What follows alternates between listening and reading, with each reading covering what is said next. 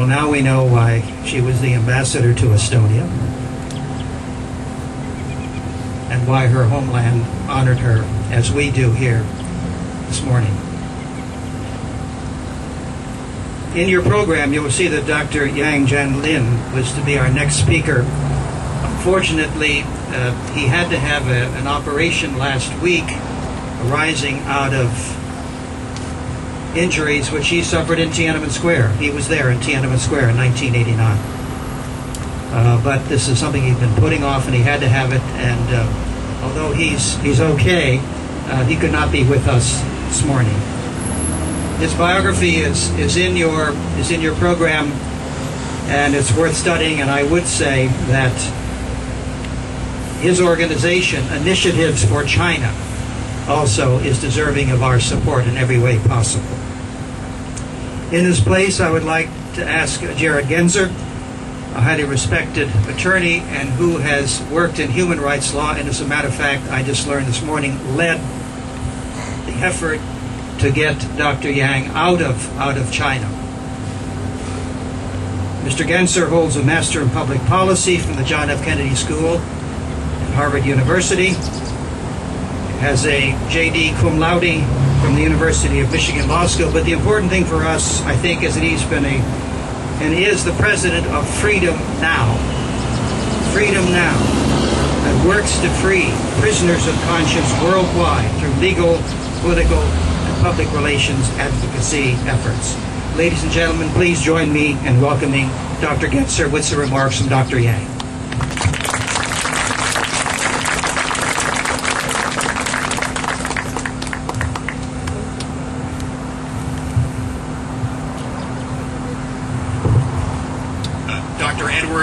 Ed Parola, Reverend Vaga, and Dr. Wass. I'm going to present some brief remarks from Dr. Yang Jianlin, who's been a friend of mine actually for more than a decade, since we were graduate students together, and actually helped lead the protests against Jiang Zemin's visit to Harvard University in the fall of 1997. And here are his remarks. I am humbled to speak on this sacred ground, guarded by the goddess of democracy, to commemorate the occasion of the dedication of the Global Museum on Communism. I regret that I cannot be with you personally, but I've asked my good friend and human rights defender, Jared Genzer, to read this statement from me. I imagine to the many thousands of people who walk or drive by this statue of the goddess every day, this memorial is a tribute to the past, a silent tribute to the victims of Stalin and the tyrants of Eastern Europe, a tribute to the untold numbers of my brothers and sisters who fell 20 years ago in Tiananmen Square.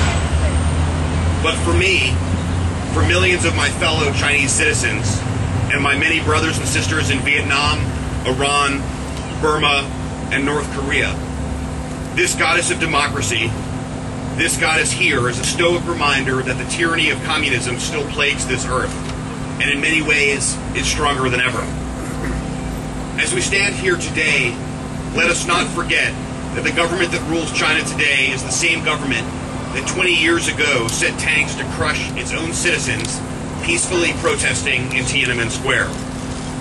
As we stand here today, let us not forget that the same party that rules China today is the very one that has killed more people than the victims of Hitler and Stalin combined.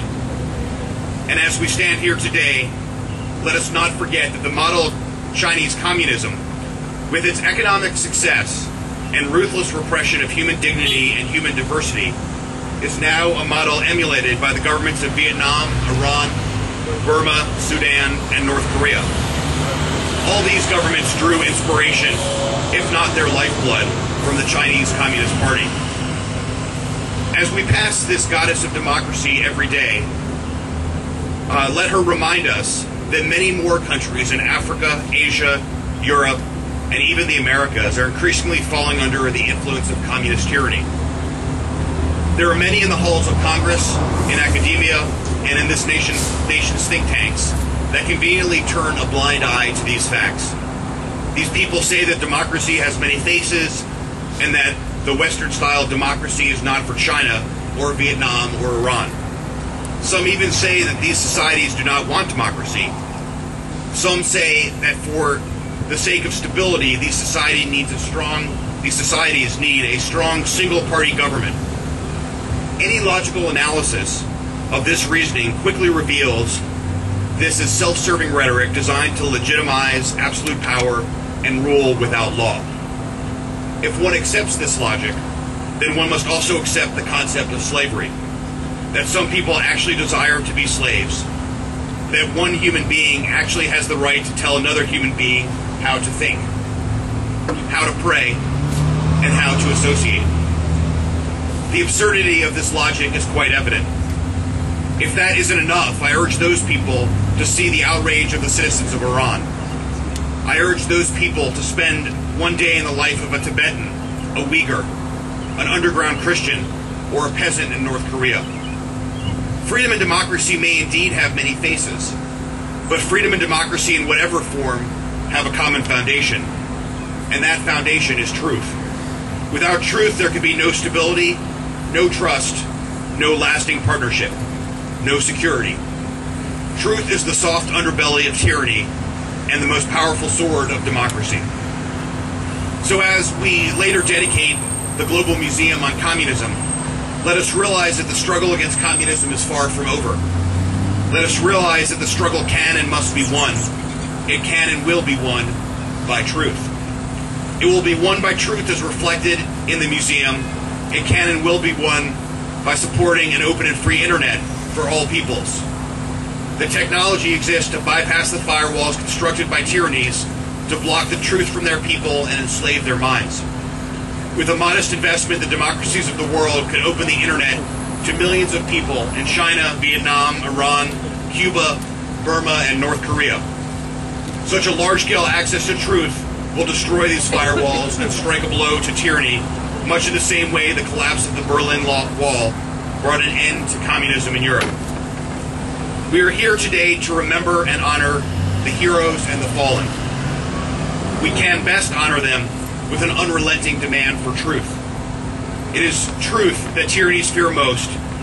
It is truth that tyrannies recognize is the basis of stable societies and international peace, and what they are most concerned about, revealing to their own people. We must realize that tyrannies are never reliable international partners. We must realize that, in the words of Nobel laureate Andrei Sakharov, that the nations of the world cannot rely on governments who do not rely on their own people. Thank you.